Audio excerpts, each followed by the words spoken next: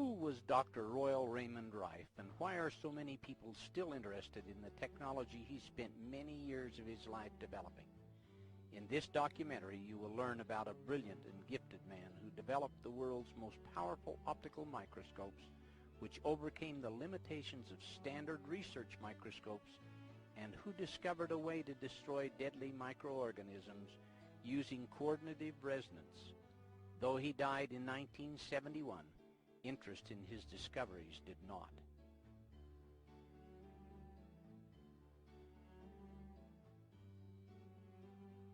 Royal Raymond Rife was a handsome and gifted young man. He had an inquisitive mind and explored many interests. He was born May 16, 1888, in the state of Nebraska, to Royal Raymond Rife Sr. of Ohio and Ida Mae Cheney of Creston, Iowa. Dr. Rife was their second child, an older sibling having died in infancy. Ida Mae died, as so many young mothers did, about 8 months after his birth. After her death, because Rife Sr. was working 14 to 16-hour days as a mechanical engineer, he took his son to his sister, Nina Culver Rife Dryden. She said about this difficult situation, "I raised him and brought him up as though he was my own. He lived with her from the time he was 8 months of age until the year 1905. At this time he had an interest in becoming a medical doctor and pursued this dream. He went to Johns Hopkins University to begin his medical training, and after some study, he found that he had a greater interest in the field of bacteriology.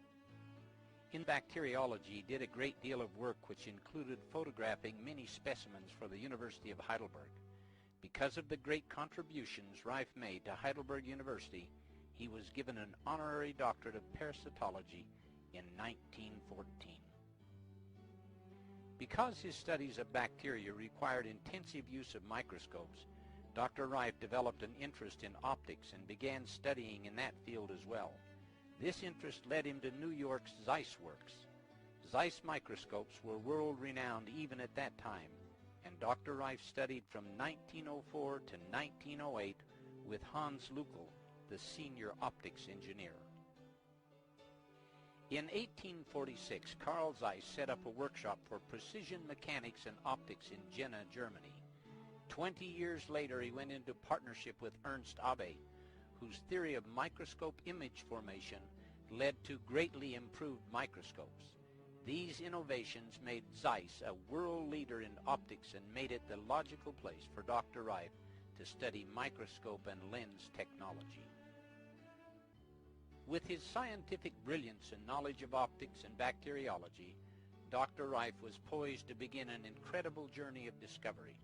This journey began with his move to California, where he settled in Point Loma. Somewhere around 1912, Dr. Rife met and married his wife, Mamie Quinn. She was a wonderful wife who fully supported him in all his endeavors.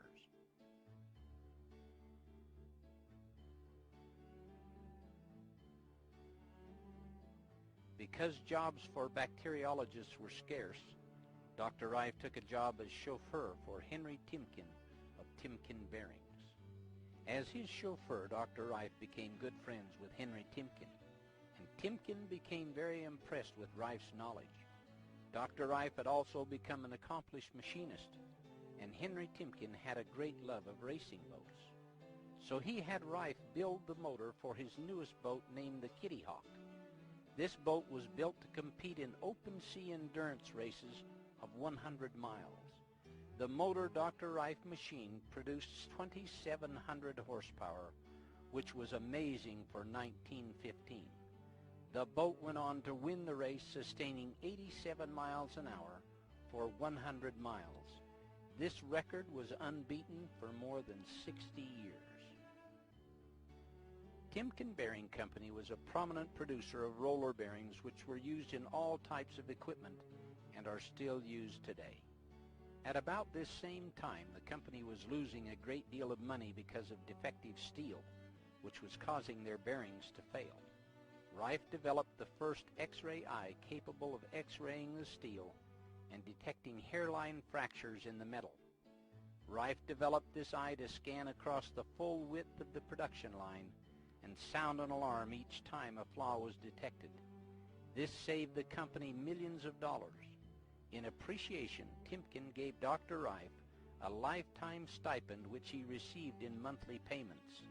This made it possible for Rife to continue his work in bacteriology. Henry Timken's wife became ill. The many medical doctors who examined her were unable to discover the cause of the illness. Mrs. Timken's condition worsened, and they knew if they didn't find the source of the problem, she would not live. Henry knew through their many discussions that Rife was brilliant in the area of bacteriology. He asked if Rife would investigate. Rife suspected that the problem might be something she was eating, so he went into the kitchen of the Timken home and took samples of all the food. He had a few standard research microscopes and was able to isolate the bacteria responsible for the problem. Mrs. Timken fully recovered from her illness. One of Henry Timken's sisters, Amelia C. Bridges, who married into the Bridges Carriage Company family, also benefited from Rife's knowledge of bacteria.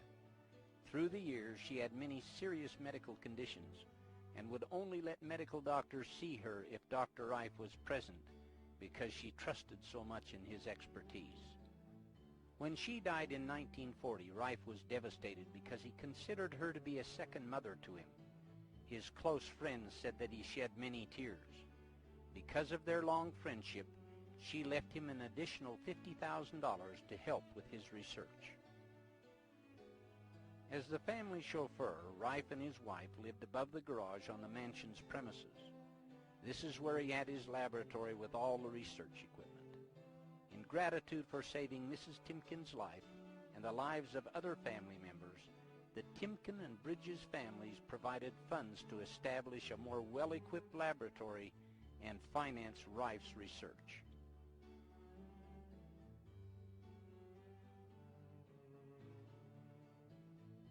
From 1915 to 1920, Rife worked in his private lab identifying and classifying disease-causing microorganisms. By the end of 1916, he was frustrated with the standard research microscope because of the limitations in magnification. Standard research microscopes at that time, like the ones today, could only magnify a microorganism up to 2,500 times diameter. Dr. Rife felt that with this limitation, he would never be able to find the true cause of many diseases. Rife began his work using frequency instruments in 1921. He told a reporter in a May 6, 1938 Evening Tribune article that he also experimented with electrical stimuli on the various microorganisms, and he noticed the individualistic differences in the chemical constituents of disease organisms, saw the indication of electrical characteristics, and observed electrical polarities in the organisms. Random speculation on the observation suddenly stirred in his mind a startling, astonishing thought. What would happen if I subjected these organisms to different electrical frequencies, he wondered. With this revolutionary thought, he began to gather all the necessary instruments such as microscopes, frequency generators, tubes, and bacteriological equipment, cages for guinea pigs, cameras, and machinery to build his own designs. Lee DeForest, the father of modern vacuum tubes, who was an important contributor to early radio technology, helped to build many of Rife's early frequency instruments. Rife found through arduous experimentation, looking through the microscope as he applied various frequencies, that he was able to kill these microorganisms, proving his theory to be correct. In order to determine which frequencies would kill a particular organism, it was absolutely essential that he be able to see the organism in a living state so that he could observe the effect of various frequencies. Dead microorganisms would show no effect. Rife later called the frequency which killed an organism its MOR, or mortal oscillatory rate.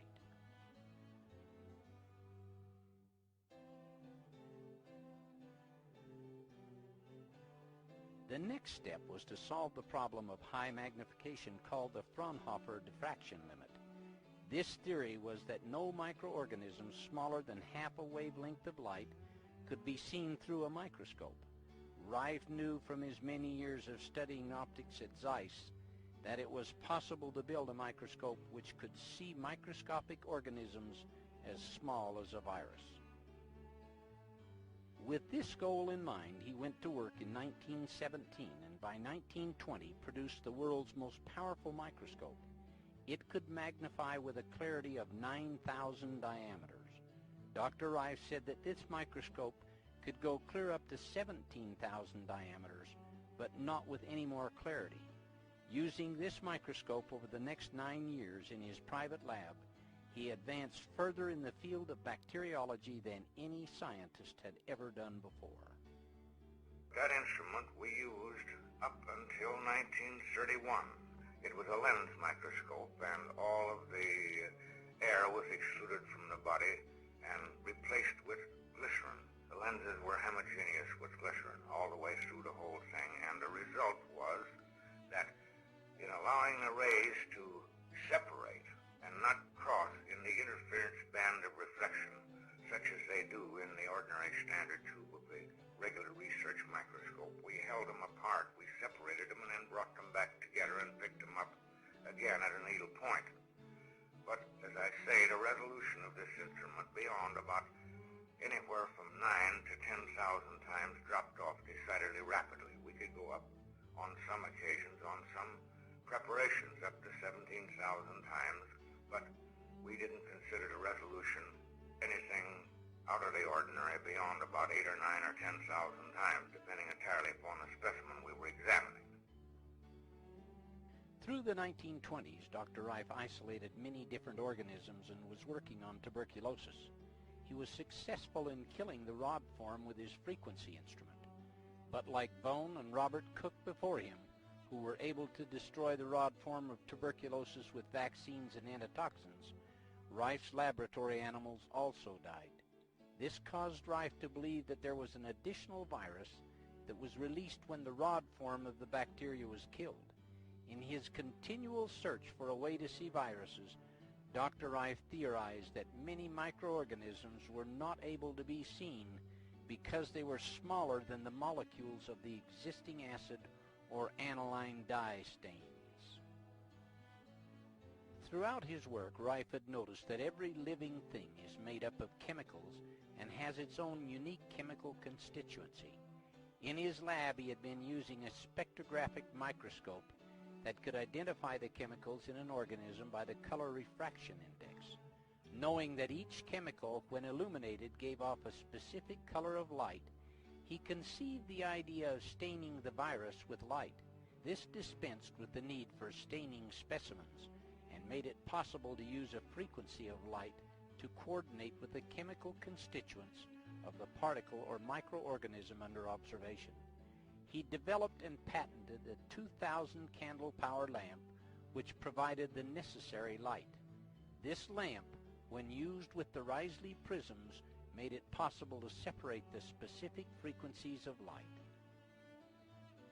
In an article in the June 1931 Popular Science magazine, the method of lighting was explained. An electric light of 2,000 candle power falls upon the center of this microscopic movie studio, a tiny spot on the thin slab of transparent quartz that bears the germs. Above it, 16 of the finest quartz lenses obtainable, immersed in glycerin, magnify the dimensions of each germ 12,000 times. Designed by Rife himself, this apparatus is one of the most powerful microscopes in the world. Its magnification compares with the 2,000 diameter enlargement of microscopes commonly used in research laboratories and in medical examinations. The November 21, 1931 LA Times had an article also explaining Dr. Rife's use of light. Due to the fact that images are borne to the eye by light waves measuring about 1/51,000th of an inch in length, it has been supposed that no object considerably less than that in length would be seen by the human eye. By the use of quartz prisms, It is understood that Dr. Rife has broken up the light waves, making it possible to bring impossibly small objects to view. Through the new microscope, according to estimates, an object measuring 1/100,000th of an inch in diameter would be magnified to appear 1/6 of an inch in diameter. Another California newspaper article dated December 12, 1931, entitled "Newest Microscope Will Trail Unknown Germs to Their Lairs," says, Dr. Rife said that parts for his microscope were made in many parts of the world. He said he used quartz glass entirely because it allows from 48 to 50% more light than other kinds of glass. He said he uses a 2,000 candle power illumination unit with the instrument. The beam of the light is cold, he said, and he has had a living specimen under it for 5 or 6 hours without evaporation from heat. With this new capability of staining microorganisms with a frequency of light that coordinated with their chemical constituents, Rife was able to see the virus form of tuberculosis which was released when the rod form was destroyed. He was then able to find the frequency which would kill the virus. For instance, our tubercular work. I worked a great deal on that. I isolated the virus from tuberculosis, which I consider is what was heretofore known as the so-called poison molecule of Von of Ann Arbor here, 34 years ago isolated. He didn't isolate the organism, but he isolated a chemical particle. So, more of our known work. Go back to the time of Pope when he originally isolated the virus of tuberculosis. He produces vaccines and antitoxins that would kill the bacillus of tuberculosis, but it would kill the patient simply because with any known method or means that you release from this tuberculous, this virus or this so-called poison molecule of Von, it reacts upon the dead body of the rod and produces toxemia and death. 100% in your experimental animals and your patients also. But we find an electronic frequency that we was experimenting with at that time with our device where we kill these different bacteria by this electronic frequency. We found the frequency of the virus. We found the frequency of the rod, which we had for years, of course. But if we use the two of them simultaneously over the same carrier wave, the patient gets well, and the guinea pig gets well. But if you use one or either individually, you either kill the patient or you don't do nothing.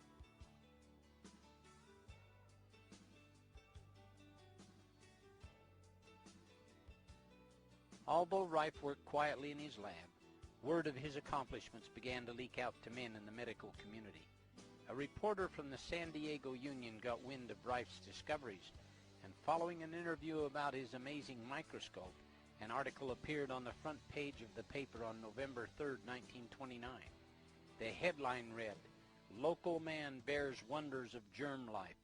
The article went on to describe photos of several microorganisms Rife had isolated and filmed. After this article, he was featured in many other prominent newspapers and magazines. As news of his accomplishments spread, doctors and bacteriologists from all over the world eventually came to San Diego to see for themselves the microscope and the new discoveries they had been hearing so much about.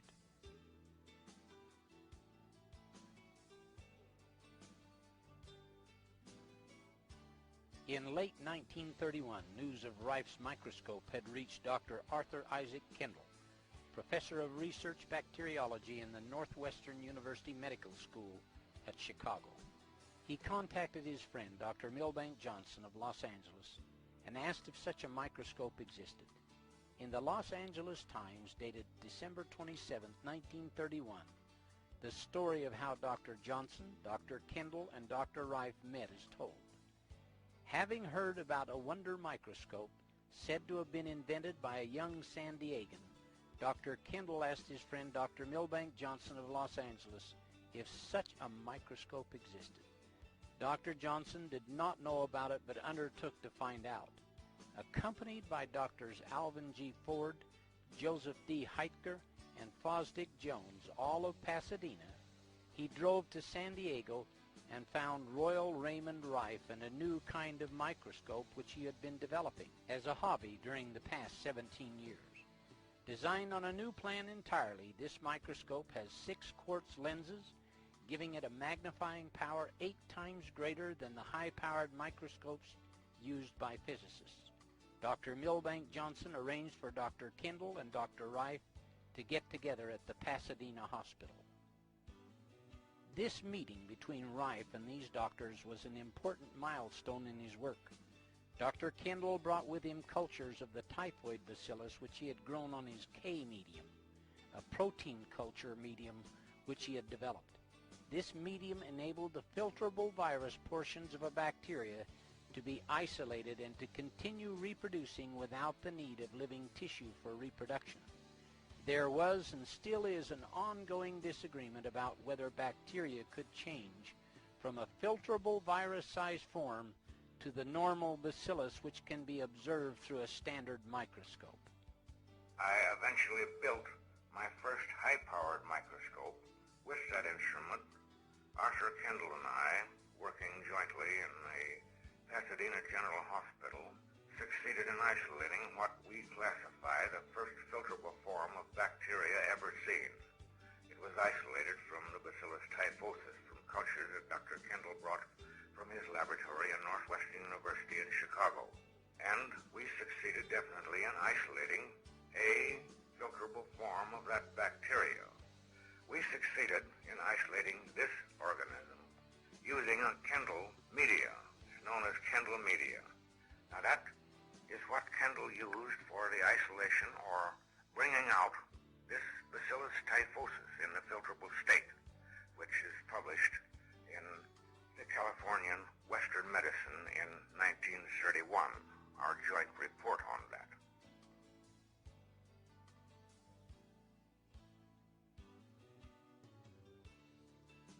In an article in the Science Newsletter of December 12, 1931, it states, "The material used by Dr. Kendall was a culture of the typhoid bacillus, ordinarily a fairly large germ, easily visible under the higher-powered lenses of a compound microscope. By feeding it on his recently evolved K-medium, which apparently has the power of causing all visible bacteria to pass over into an invisible, filterable phase, Dr. Kendall induced the bacilli in his cultures to go through this change. Under the highest power of the ordinary microscope, he could see nothing moving in the fluid except a swarm of rather active little granules that were visible only as tiny motile points. Examined with the Rife microscope, however, these points became plainly visible as small, oval, actively moving bodies, turquoise blue in color. These appeared in all the cultures and could be transferred from one culture to another through the fine pored filters. So Dr. Kendall considers them to be the actual filterable forms of the typhoid bacillus." Using Rife's microscope and Kendall's medium, the doctors were able to observe 3 stages of the development of the typhoid bacillus. This experiment showed that viruses and bacteria were capable of mutating or changing their form, a fact understood today, but one which generated much controversy then. At a later date, they found the MOR frequency to kill the typhoid. From this point on, Rife's microscope and work received a great deal of recognition. He ended up working very closely with Dr. Alvin G. Ford, the pathologist at Pasadena Hospital, who later became president of the American Association of Pathologists, and Dr. Milbank Johnson, then medical director of the Pacific Mutual Life Insurance Company.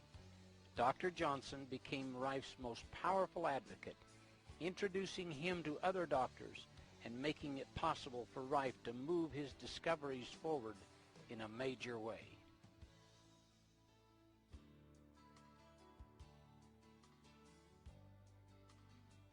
Dr. Johnson was so impressed with Dr. Rife's work and the future medical implications of his frequency instrument, he held a dinner at his Pasadena estate in Rife's honor, which was billed as the end to all disease. In the back of the room by the window stands Dr. Johnson in white with Dr. Rife on the right and Dr. Kendall on the left. Among these doctors were Alvin Ford and Joseph Heitger, who had gone with Dr. Johnson to meet Rife at his lab. In the summer of 1932, Rife went to Chicago with his microscope to work with Kendall. Kendall invited world-renowned bacteriologist E.C. Rosenau of the Mayo Clinic's Division of Experimental Bacteriology in Rochester, Minnesota, to come and use Rife's microscope. Rosenau had heard of Rife from a former patient of his who happened to be Henry H. Timken, the same man who had been financing Rife and his laboratory. Rosenau, Kendall, and Rife re-verified the experiments Rife and Kendall had done a few months before. I worked for Miss Rosenau. He worked with me. I worked with him, whatever you call it. 14 years on poliomyelitis. He worked entirely on the brain emotion. He was the head of the Department of Research Bacteriology of Mayo in Rochester, and he said, they want me to scrap the work. I said, hold everything. So I was going back to work with Arthur Kendall at Northwestern University at that time. We checked on some of the previous work we'd done the year before. I said, I'm coming back. I said, bring your trash down. We went through it. I found it in the spinal fluid. He'd been working 14 years on the brain emotion, and he was the great surgeon on streptococcus. Everything was streptococcus with Rosenau. And of course, he worked almost entirely on anatoxins and vaccines. The albino rabbit was the only one that was susceptible to the true inoculation of the poliomyelitis.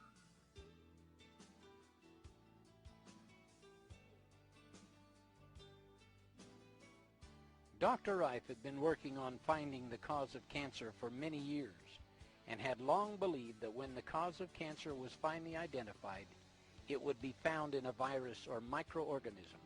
He had spent many years looking for this microorganism with his microscope. He had sectioned 20,000 tissue samples with no success. Kendall's K-medium was exactly what he needed to help him find the cancer virus.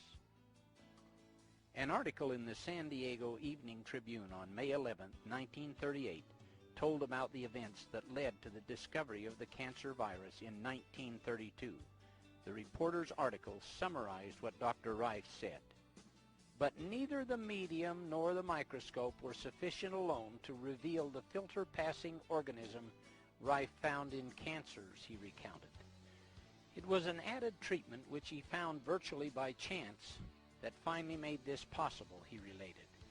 He happened to rest a test tube of cancer culture within the circle of a tubular glass ring filled with argon gas activated by an electrical current, which he had been using in experimenting with electronic bombardment of organisms of disease, he recounted.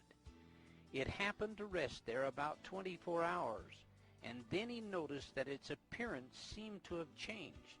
He studied and tested this phenomenon repeatedly, and finally one day he discovered filter-passing red-purple granules in the cultures.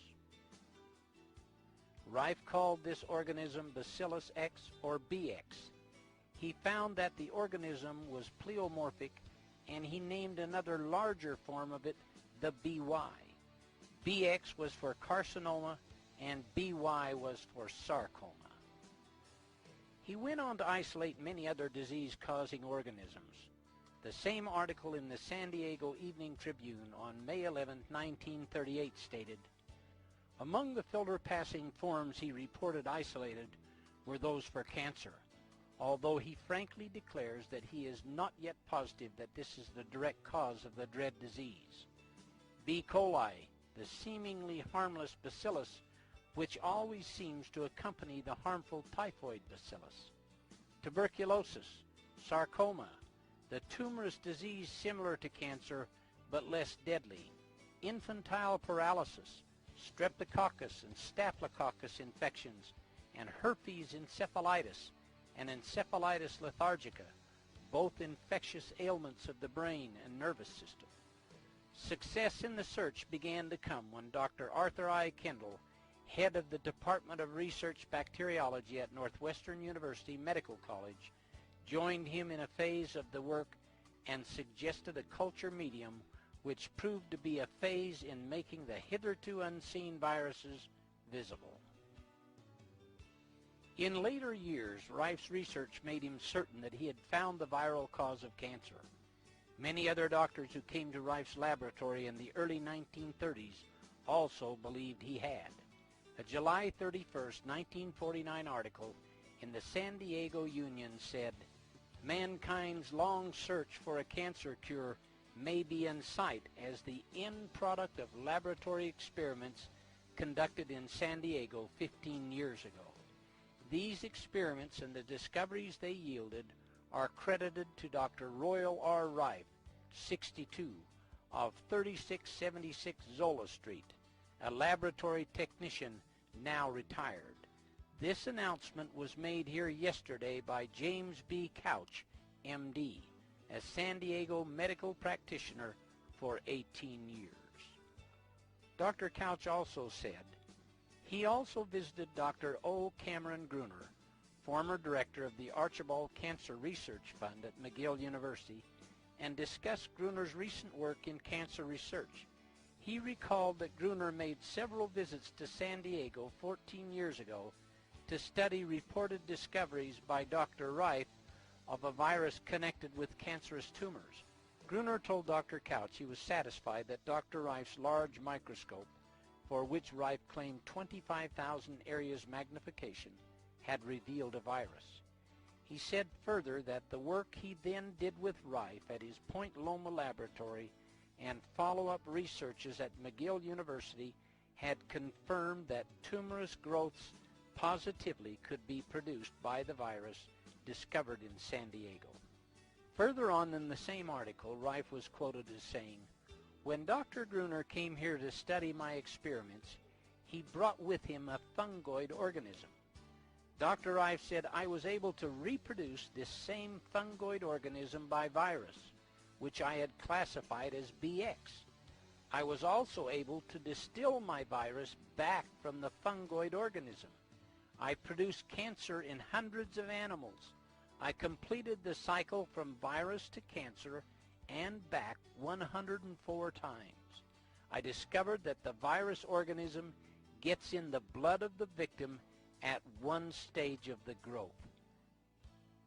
As far back as 1920, I conceived the idea and the possibility of when the causative agent of malignancy, so-called cancer, would be discovered and found and proven that it would be caused by a microorganism.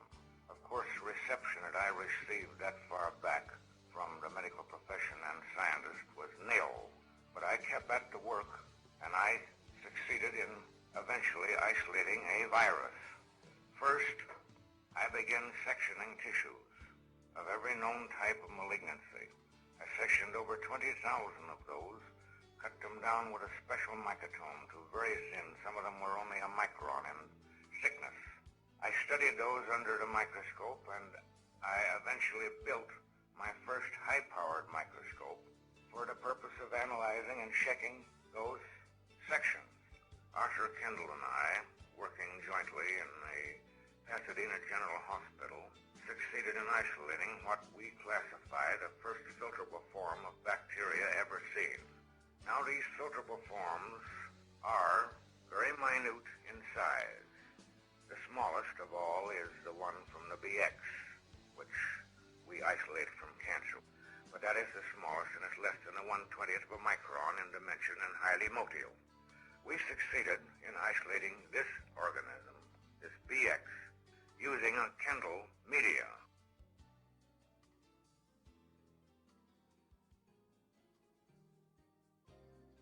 Through the 40 years that Rife spent researching microorganisms and developing all kinds of equipment to aid him, he won 14 government awards for scientific discoveries and an honorary medical degree from the University of Heidelberg. During this period, he developed and built 5 virus microscopes, 4 of which were prismatic. His first microscope, built in 1920, used round quartz lenses, and the gaps in between were filled with glycerin. He used this instrument up until 1933. The others he built after this were the prismatic type, using block crystal quartz that obtained much higher magnification. The most sophisticated one is his number 3 microscope, which was called the universal microscope. This microscope was the one mentioned in the previous article that had 25,000 areas magnification. The universal microscope was built by Dr. Rife in 1933. This was and still is the world's most powerful light source microscope. It is reported to be capable of going as high as 61,000 areas magnification when special prisms were used. The electron microscope, though more powerful in magnification, kills the specimens so you can't observe their live reactions. In many cases, a fragile virus will be completely destroyed by the electron bombardment, and all that will be left is debris. The universal microscope, like all of Dr. Rife's microscopes, allows observation of living organisms at varying magnification. The Journal of the Franklin Institute of February 1944 gave an in-depth description of the universal microscope. The universal microscope, developed in 1933, consists of 5,682 parts and is so called because of its adaptability in all fields of microscopical work, being fully equipped with separate substage condenser units for transmitted and monochromatic beam, dark field, polarized, and slit ultra illumination, including also a special device for crystallography, the entire optical system of lenses and prisms, as well as the illuminating units are made of block crystal quartz, quartz being especially transparent to ultraviolet radiations.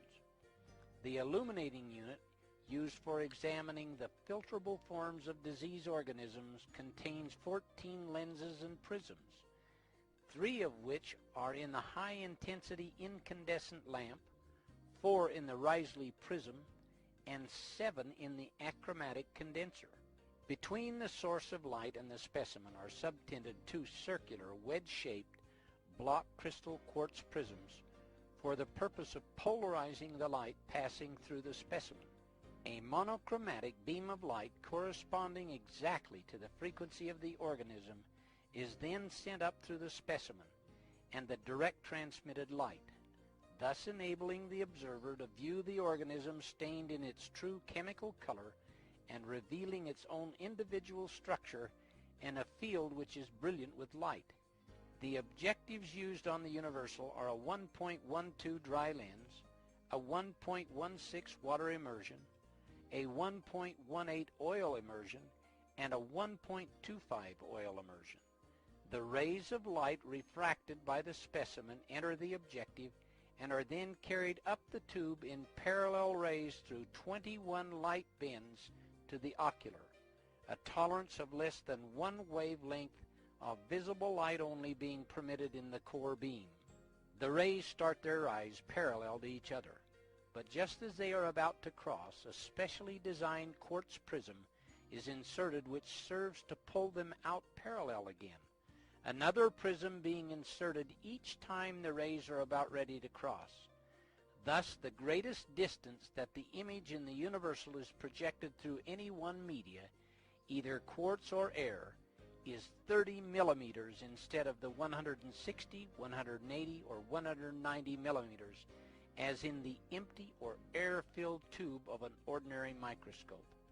Under the universal microscope, disease organisms such as those of tuberculosis, cancer, sarcoma, streptococcus, typhoid, staphylococcus, leprosy, hoof-and-mouth disease, and others may be observed to succumb when exposed to certain lethal frequencies, coordinated with the particular frequencies peculiar to each individual organism and directed upon them by rays covering a wide range of waves.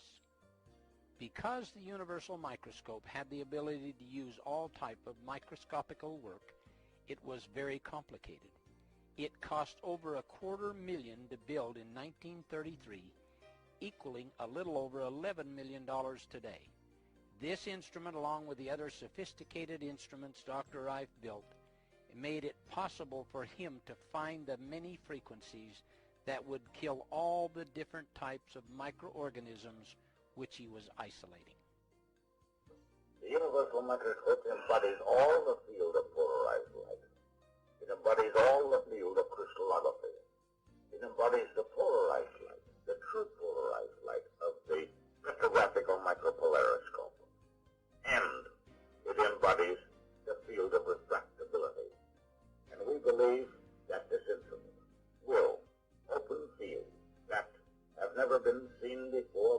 human eye. We do not say that the average practitioner or even the average research scientist can use this microscope. He will have to be trained because the delicate adjustment of this instrument far surpasses anything that's ever been wielded in the field of microscopy. As an example, the fine adjustment of this instrument requires 7 complete revolutions for the movement of the object 1 micron. The control of the thing is built to the limit of human precision, and we will carry on farther with this instrument.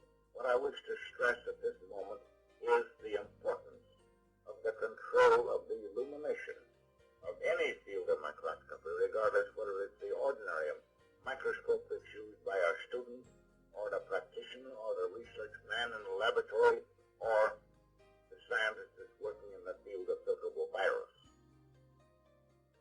This color chart was created by Dr. Rife to show the entire spectrum of frequency waves he was testing, including infrared, ultraviolet, and X-rays.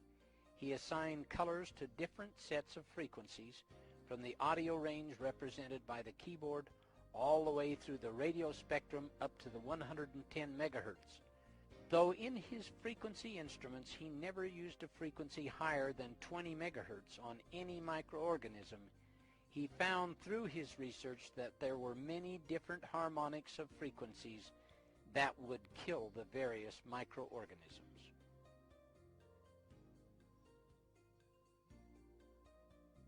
This is an original film showing Rife's lab and the isolating of the cancer virus. This is Royal Raymond Rife standing outside the front door of his laboratory.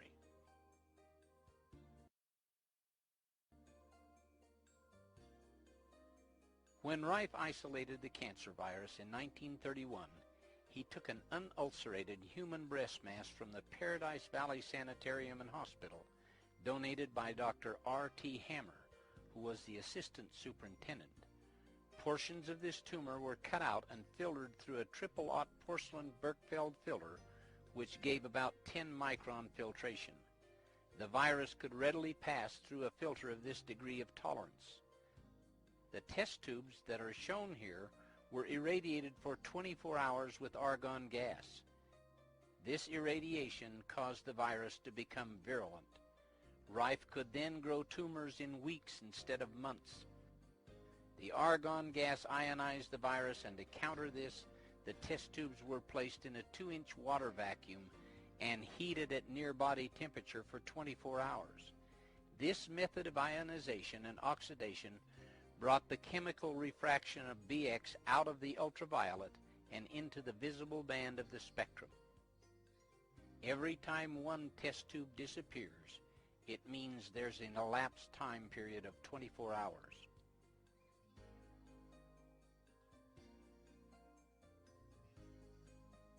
The rats were injected with a very tiny needle from the virus that he had filtered and isolated, and the tumors were allowed to grow to be 2 or 3 grams heavier than the rats.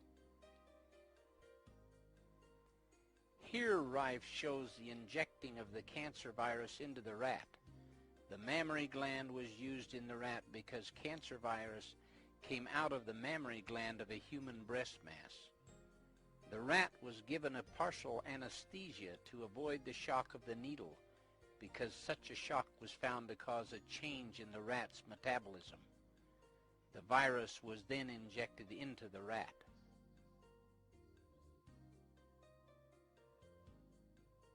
Rife would then allow the cancer tumors to grow. Here you can see the large tumor in the rat. He would surgically remove the tumor and treat the rat with his ray tube instruments. The frequencies would devitalize the cancer virus without harm to the animal's cells or to the rat. Rife used special glasses with high magnification during his operations in order to perform the fine details of the tumor removal. The tumor is tied off and cut away. The cancer virus can again be isolated from that tumor and then injected into other rats. Rife went through this procedure 411 times to prove that the virus he isolated was the cause of the cancer tumor. This shows the tumor coming out of a solution of triple distilled water. A portion of that tumor is being cut away so that you can observe the cancer virus under Rife's microscope. Rife had the only microscope in the world that could see the cancer virus or any other virus alive, and he studied them for years.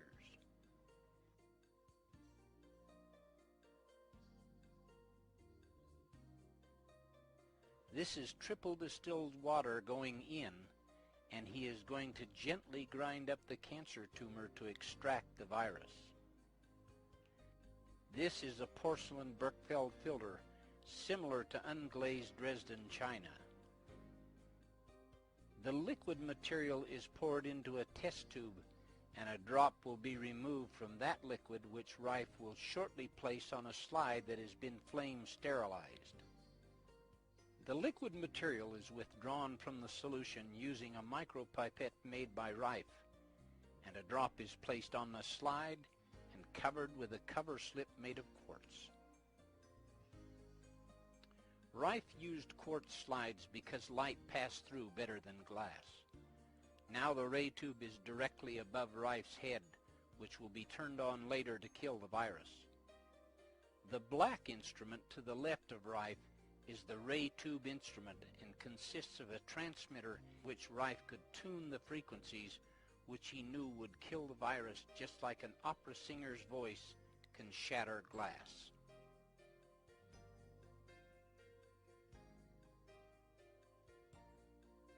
Now these are the first pictures ever made of the cancer virus.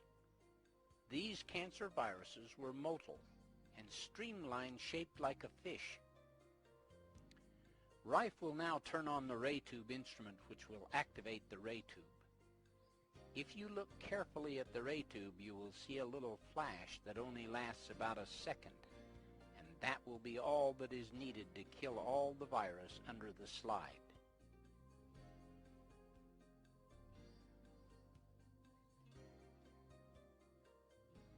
This shows the virus after it had been treated with the ray tube, which has a resonant frequency that killed the virus, and they are all clumped together in the field of the microscope.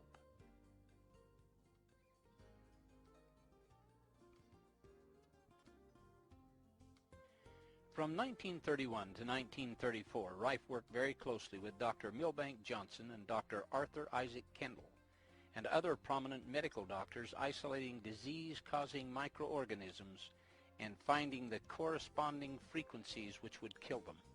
For years, Rife had been testing the frequencies first many hundreds of times on cultures grown in petri dishes for each microorganism. On the cancer virus alone, he had inoculated 411 lab animals with this virus, created 411 tumors, proving that the BX virus was the cause of cancer.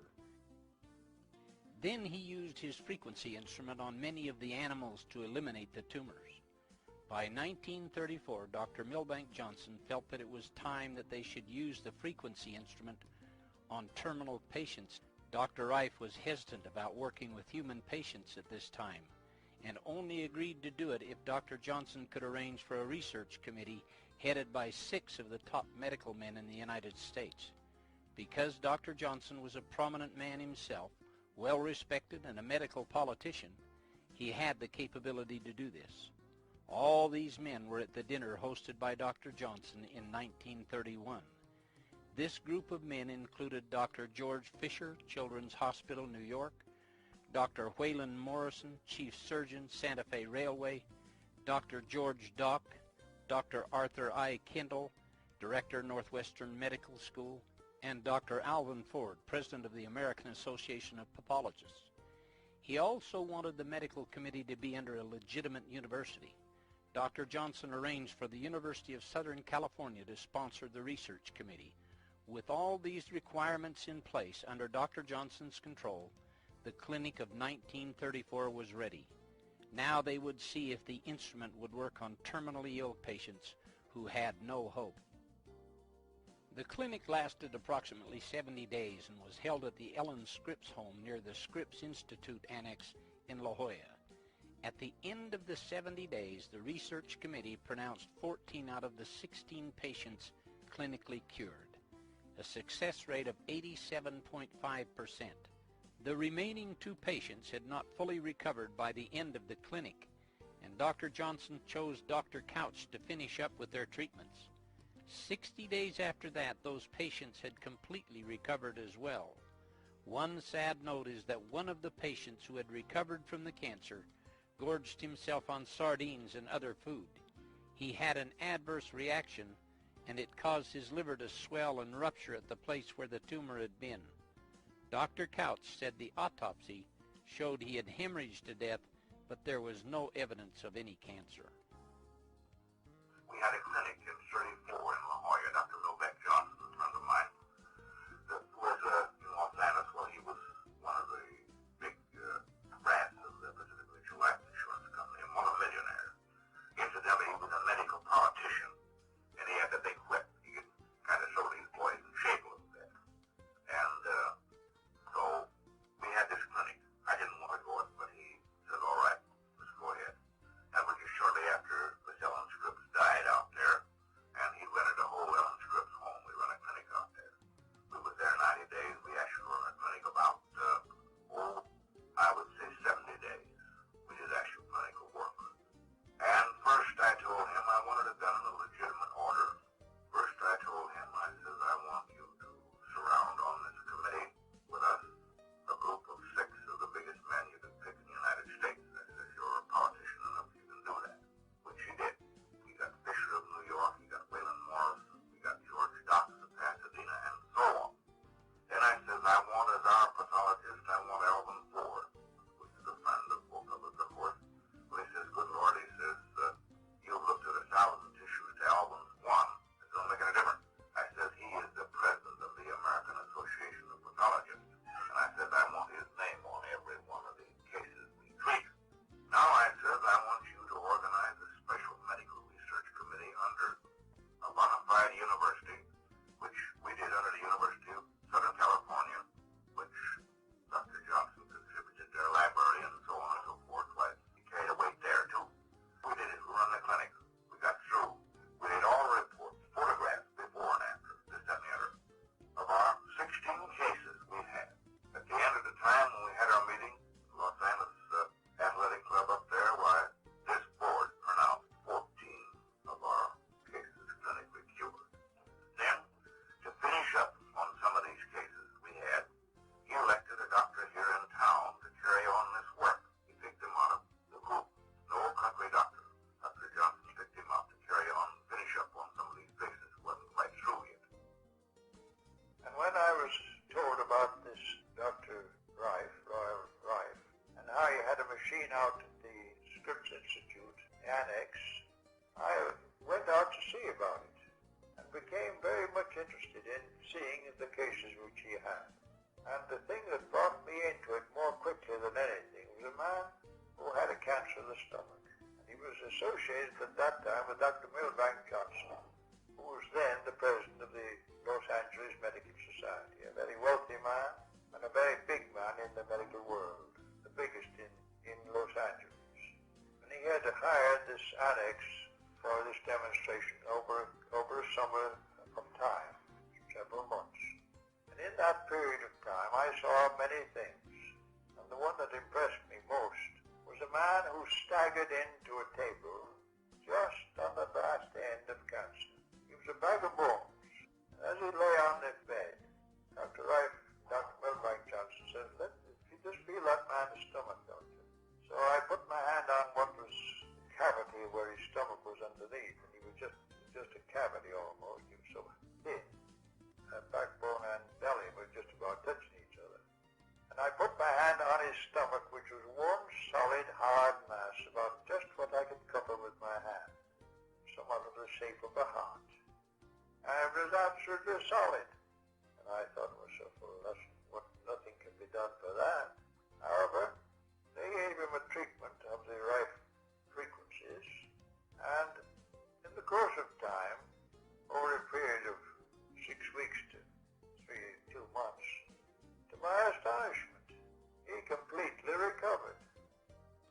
Because of the success of the 1934 clinic, several doctors acquired the frequency instruments and began using them on patients. Dr. Milbank Johnson acquired a frequency instrument and used it in his clinic until his death in 1944. Other clinical trials were done in 1935, 36, and 37 and later, and the success rate in those clinics was around 90%. In these clinics, all kinds of conditions were treated.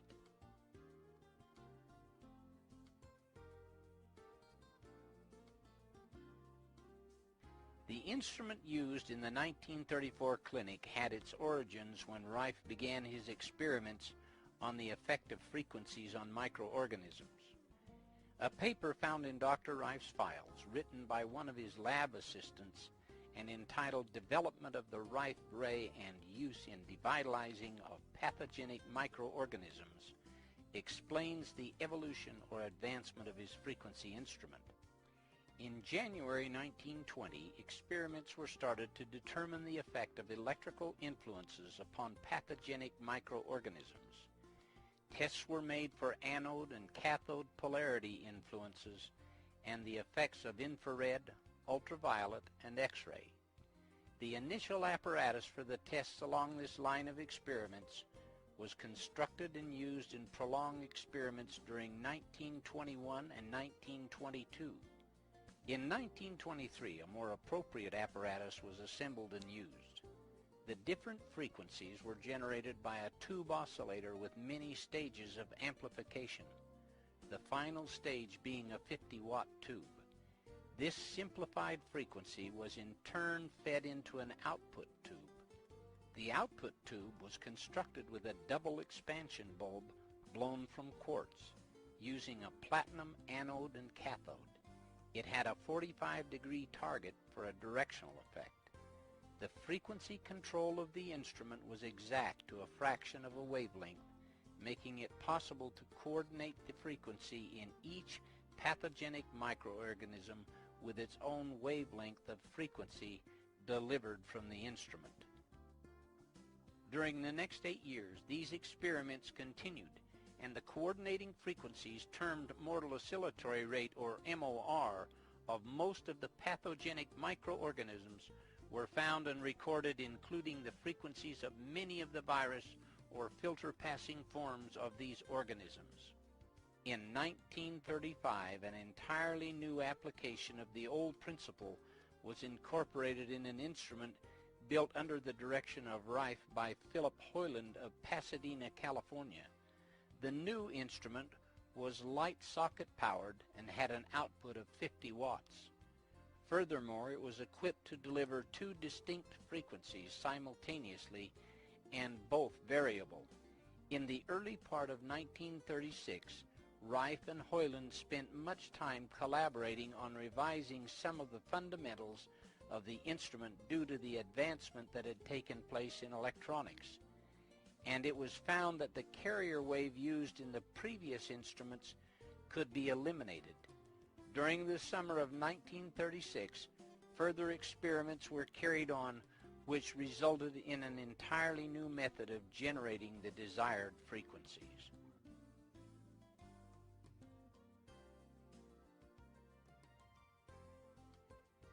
By 1937, several men, including Philip Hoyland, Dr. Couch, and Ben Cullen, a longtime friend of Rife, came to Dr. Rife with the idea of starting a company that would have the right to build and sell the frequency instruments to doctors worldwide. Rife, after much consideration, decided to go ahead, and Beam Ray Corporation was born. The company initially built 14 instruments, and they were sold to medical doctors. Most of the doctors were happy with the results achieved by the instruments. However, 2 of the machines which were shipped to doctors in England did not work as promised. Philip Hoyland had been contracted by Dr. Rife and the University of Southern California Medical Committee to build Rife's instruments in 1934. As an electronic engineer and the technical director of Beam Ray, he was supposed to make sure the instruments worked properly. He did not fulfill his agreement. As happens so often with new successful inventions, There were many wanting to be a part of this endeavor. One such man was Dr. Morris Fishbein. He tried to buy in through his representatives in Los Angeles. His offer was turned down, and he used all the power he could to try and get control of Beamray. His representatives met with Hoyland, who at that time was dissatisfied with his part in the company, and offered him $25,000 to help get control of the company. Subsequently, a lawsuit was brought by Philip Hoyland against Beamray Corporation, alleging that the company was not able to meet its financial obligations and that the board of directors should be dismissed and he should be put in control. It was found in the court proceedings that the AMA, through Fishbein, was attempting to take control of the company. Beamray won their case, but it left them penniless after the legal bills were paid. The judge in the case offered to represent Beamray in a suit against the AMA, but because they were financially bankrupt, it was impossible to pursue legal action at that time. Ironically, it is possible that if Fishbein had been able to get control of Beamray, he would have paid Dr. Rife only a royalty, and the instruments could be in every hospital today.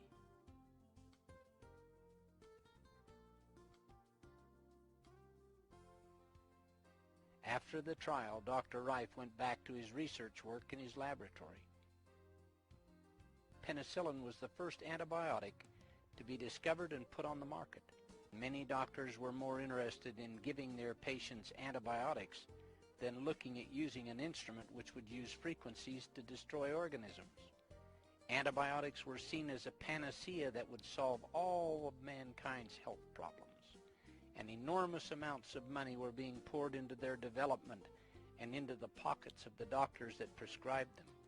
Under these circumstances, the interest in Dr. Rife's technology began to fade.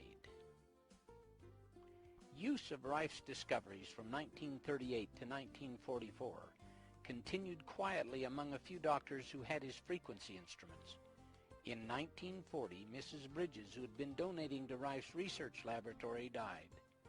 The money from Henry Timken was no longer there. Dr. Milbank Johnson died suddenly in 1944.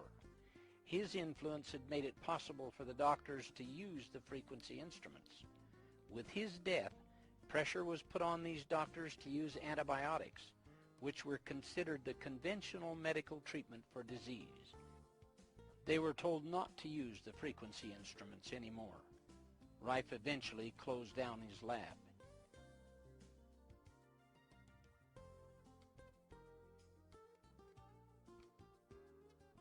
In 1950, John Crane came to purchase a drafting set that Dr. Rife had to sell. Crane became interested in the research that Dr. Rife had been working on. By 1953, Dr. Rife, John Crane, and John Marsh formed a company called Life Labs Incorporated and began again to try and reintroduce the instruments to doctors. Antibiotics and many other drugs were not giving the results that had been anticipated, and new doctors were more willing to take a look at Rife's frequency instrument. During this time, John Crane and John Marsh began working on a revolutionary new, smaller, portable frequency instrument that would be less expensive than the current ray tube instrument. At that time, the ray tube instrument cost $7,500, which was equivalent to the cost of an average home. Even doctors found it expensive to purchase. The smaller frequency instruments eliminated the need for a ray tube by using pads that came in contact with the body to deliver the frequencies at a fraction of the cost. Because these instruments were smaller and came in contact with the body, they didn't need to have the same power as the ray tube unit. Due to cost and size, the RF carrier frequency portion that Dr. Rife normally used was left out to see how well they would work. Preliminary tests were encouraging, but the results were found to be extremely limited without the RF carrier frequency portion. Scientific tests have proven why Dr. Rife's use of an RF carrier is so important. It takes at least 1 megahertz to penetrate and go through the cells in the body. Frequencies lower than 1 megahertz were found to travel only through the connective tissue between the cells. Therefore, any instrument should have and use one of Dr. Rife's carrier frequencies, which ranged from 2.4 to 4.6 megahertz.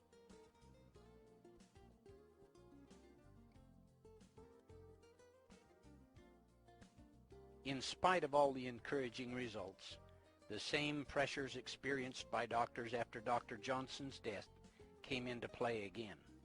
In 1962, Life Labs shut down after a court battle. It appeared that Dr. Rife's research would be lost forever.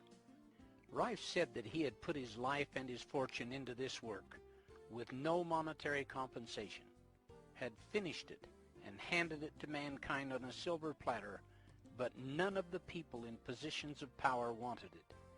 In 1971, Dr. Rife died, and the world lost an incredible mind.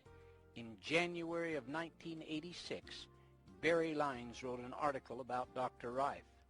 John Crane contacted Barry Lyons and asked him if he would help get the knowledge of Rife out to the world. Barry decided to write a book, and in 1987 published his book, The Cancer Cure That Worked. A new interest in Rife's great work then reemerged and is spreading rapidly worldwide. Just the fact that you are watching this documentary is evidence that Dr. Rife's life and work were not in vain.